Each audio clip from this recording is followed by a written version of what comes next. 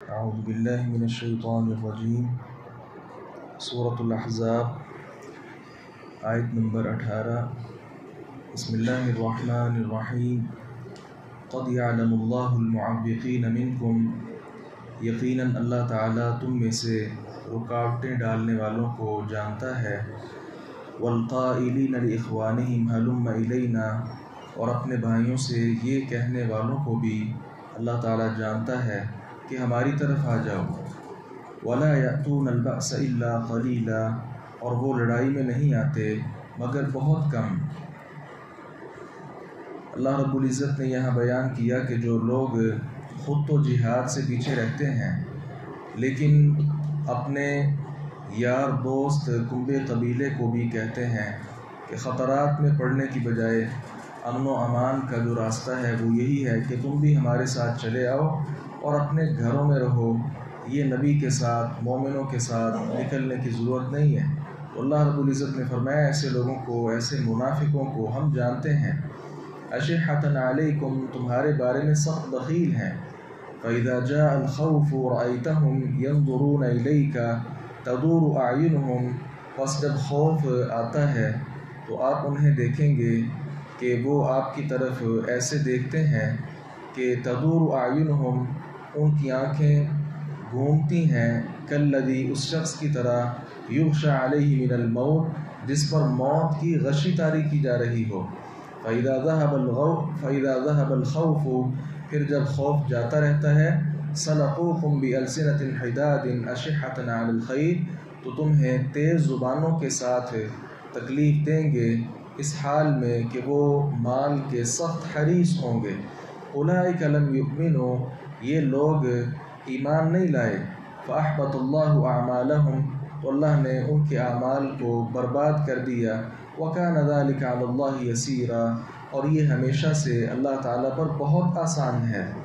اس آیت مبارکہ میں ان کا تھوڑا سا بیان کیا گیا کہ ان کا وصف یہ ہے کہ جیسے ہی جہاد کا اعلان کیا جاتا ہے تو ان کی آنکھیں ایسے ہو جاتی ہیں جیسے کسی انسان پر موت کی غشی طاری ہو رہی ہو، اور جیسے ہی مال غنیمت آنے لگتا ہے، مسلمان جیت جاتے ہیں، اللہ تعالیٰ فتح دے دیتا ہے، تو فوری طور پر زبانیں پھیر پھیر کر آپ کے پاس مال غنیمت بٹورنے کے لیے فوری طور پر یہ ظالم لوگ پہنچ جاتے ہیں۔ تو ایسے لوگوں کے متعلق اللہ رب العزت نے فرمایا یہ منافق ہیں، ان کے اعمال ہمارے ہاں کسی بھی طرح قابل قبول نہیں ہے، اور اعمال کو برباد کرنا اللہ رب العزت کے ہاں کوئی مشکل ہے۔ یحسبون الاحزاب لم یذهبوا، وہ لشکروں کو سمجھتے ہیں کہ نہیں گئے۔ وَإِن يَأْتِ الْأَحْزَابُ، اور اگر لشکر آ جائیں، يَوَدُّوا، تو وہ پسند کریں گے، لَوْ أَنَّهُمْ بَادُونَ فِي الْأَعْرَابِ، کاش واقعی وہ بدویوں میں باہر نکلے ہوئے ہوتے، يَسْأَلُونَ عَنْ أَنْبَائِكُمْ، تمہاری خبریں معلوم کر رہے ہوتے، وَلَوْ كَانُوا فِيكُمْ مَا قَاتَلُوا إِلَّا قَلِيلًا، اور اگر وہ تم میں موجود ہوتے تو نہ لڑتے مگر بہت کم۔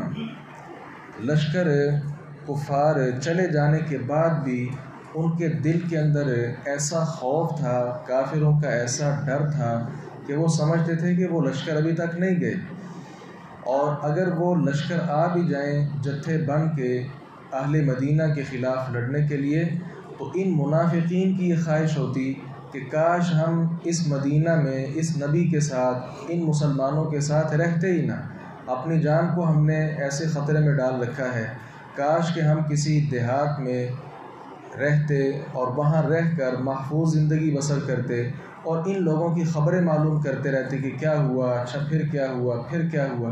تو اللہ رب العزت نے فرمایا کہ ایسے لوگ کیا خاک لڑیں گے، ان کا جہاد میں کیا خاص کوئی فائدہ ہوگا؟ بالکل نہیں ہوگا۔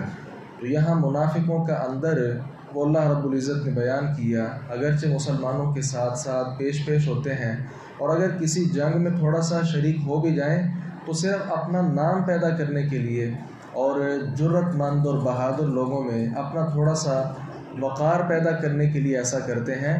ان کے دل کے اندر یہ تڑپ اور مسلمانوں کا ساتھ اور اللہ رب العزت کا خوف وہ موجود نہیں ہے۔ بہرحال یہ ان کے اوصاف پڑھ کے ہمیں اپنے آپ کے لیے اس بارے میں دامن فکرگی رہنی چاہیے کہ اللہ رب العزت کے جو احکام و مسائل ہیں کیا ان کو ہم خوشی کے ساتھ قبول کرتے ہیں یا گھٹن دل میں پیدا رہتی ہے. اگر تو گھٹن ہے تو پھر اس گھٹن کو دور کرنا چاہیے. اللہ رب العزت سے دعا ہے باری تعالیٰ حق بات کو سمجھنے اور اس پر عمل پیرا ہونے کی توفیق عطا فرمائے. وآخر دعوانا الحمد للہ رب العالمین.